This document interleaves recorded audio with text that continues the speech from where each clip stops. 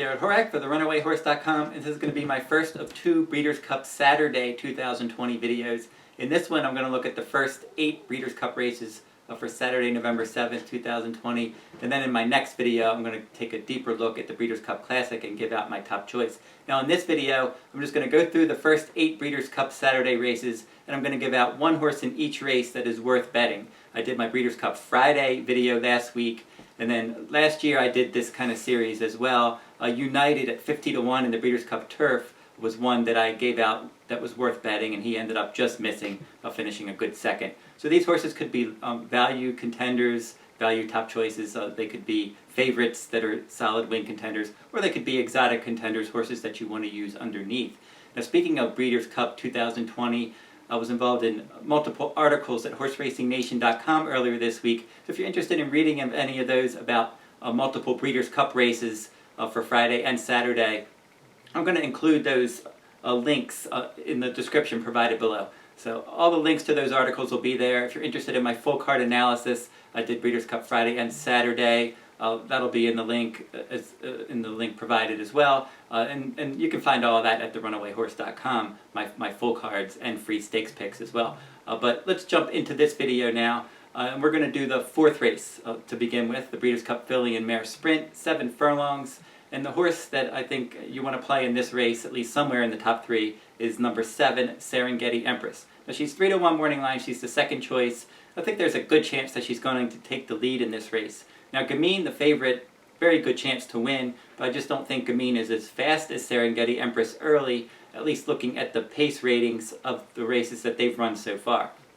So Serengeti Empress has run 4 times at 7 furlongs. She's finished 1st or 2nd in all 4 of those races. And she's one that she just tries hard throughout. She gets out there and she just runs hard, and typically she finishes somewhere in the top 3. Once in a while she'll throw in a clunker, but she's pretty consistent. So Serengeti Empress, I think she's going to be the one to catch, and if Gamine is going to beat her, she's probably going to have to track her and go past. Gamine has better final speed ratings. Serengeti Empress has better pace ratings. So Serengeti Empress looks like the one to catch, and I think she'll finish somewhere in the top 3 in the Filly Mare Sprint. Let's jump to the 5th race, the Turf Sprint.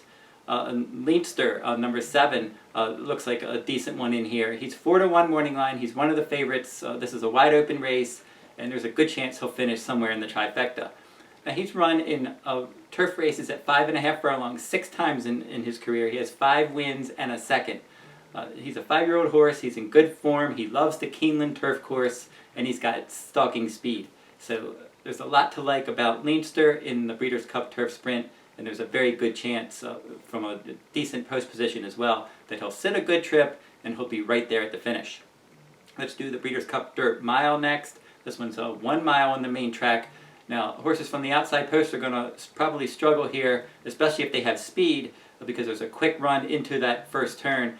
And I'm going to go with a horse that I'm not sure that he can win, but I like his chances to finish somewhere in the exotics, maybe the trifecta or the superfecta, and that is number 12, Owendale. He's 8 to 1 morning line. He got no pace help in his last 3 starts, and he was up on the pace because the pace was so slow, and then he ended up finishing 2nd in 2 of those graded dirt routes.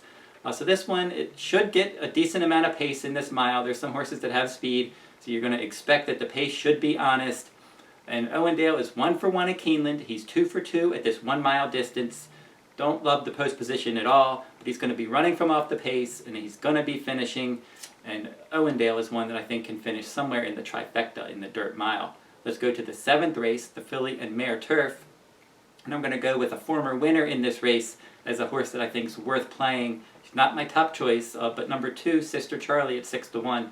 Is one that I think you want to use. Chad Brown has been happy with the way she's been training, and this one won the 2018 Filly Mare Turf. She was 3rd in last year's Filly Mare Turf. Now she's lost her last 3 starts, and she finished 3rd in each of those races. The Diana last time on August 23rd wasn't a lot of pace, and she just didn't get enough pace help, and she ended up finishing 3rd in that race.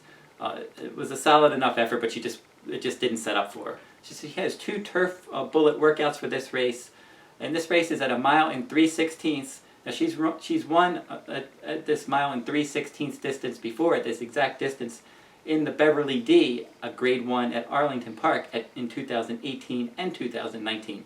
So she's won at Keeneland before. She's 1-for-1 at Keeneland. Chad Brown's good with layoff runners, and there's a good chance that she's going to be running on late. Again, it doesn't look like there's a ton of pace in this race, but this is her final career start, and she could run a good race. Race 8, this one's going to be the Breeders' Cup Sprint. This one's going to be run at 6 furlongs. Number 10, Yaupon, is going to be the one that I like in here, and a very good chance to win. This one is 4-for-4 lifetime, and in his last 3 starts, he took the lead right out of the gate, and he rolled wire to wire. And I think he's going to be right up there on the pace. He had a bullet workout for this race on October 25th. As I said, very good chance to win here. Prominent throughout, good post position for a speed horse in the sprint.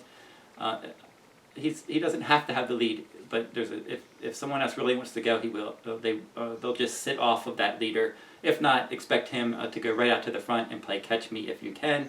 Race 9, we're going to do the Breeders' Cup Mile next, 1 mile on the turf course. And number 11, Ivar, is the one that I think is worth playing. He's not my top choice. Now, in a lot of these races, as I said, they're not necessarily my top choices, but they're horses that I'm definitely going to be using in exotics. I've used some live long shots as my top choices in some of these Breeders' Cup races. But number 11, Ivar, definitely one you want to use in your top 3. He has a nice win at this course in distance, and that was in the Shadwell Turf Mile last time out. Now, he's a 4-year-old, and he hasn't run that many times. He's only run 7 times in his career, 5 lifetime wins. He was up on the pace in his a couple of races earlier this year in the U.S., and he ran well, but he rallied from off the pace last time. So I like that versatility. And from post 11, that's going to be important because he's going to have to try to work out some kind of trip. So he's one that can be up on the pace if he needs to be. He can stalk. He can come from a bit further back. So depending on how it plays out, Ivar should be able to work out a trip because he's versatile. He likes to win. Coming off that win at Keeneland at 1 mile, and that was a Grade 1. So Ivar is going to be the one that I like to bet in that turf mile. Race 10, the Breeders' Cup Distaff. Number 9, Ollie's Candy, 10-1 morning line. This one's actually my value top choice. I do like Ollie's Candy. I think it's going to be very difficult to beat Monomoy Girl and or Swiss Skydiver. They're the 2 favorites, and they have credentials to win this race multiple times. Both of those horses have run very well, and I would not be surprised if it was just a match race between those 2. But if you're looking for value, and I'm definitely going to be using Monomoy Girl and Swiss Skydiver in exactas and exotics with Ollie's Candy, and Ollie's Candy has a good chance, I think, to finish somewhere in the top 3. Now, she hasn't won this year. 5 times she's run, and she's hit the board in all 5 of those races. She's had 3 second-place finishes in Grade 1 races, and she has won a Grade 1 in the past in Southern California. So she's one that's a former Grade 1 winner. She's finished second in 3 Grade 1 races this year. She shipped to Keeneland last time out for the Spinster Stakes, and she finished a close second. That was a Grade 1 at 1 mile and an eighth at the same course and distance on October 4th. She had a bullet workout at Keeneland on October 24th. I just go back to that Apple Blossom, her best race this year. That was at Oaklawn Park on April 18th. In that Apple Blossom, she was up on the pace. She was dueling through fast fractions that day. She opened up a nice lead in the stretch, and then CC, who's number 1 in this race, ran her down, and CC was sitting a perfect trip in mid-pack, and those grueling fractions caught up to Ollie's Candy in the stretch, and then CC was just able to get past her late. But that was a huge effort in a Grade 1. I think that Ollie's Candy is versatile. You know, she can go to the front like she did that day, but she doesn't usually do that. She can track the pace. She can come a bit off the pace. So Ollie's Candy at 10-1 is certainly playable in the Distaff. Finally, race 11. This one's going to be the Breeders' Cup Turf. And number 2 is Magical is the favorite, and I think you have to use Magical in here. Not my top choice, but definitely going to be using this one, especially in exotics in 2nd and 3rd, maybe trying to beat her a little bit on top.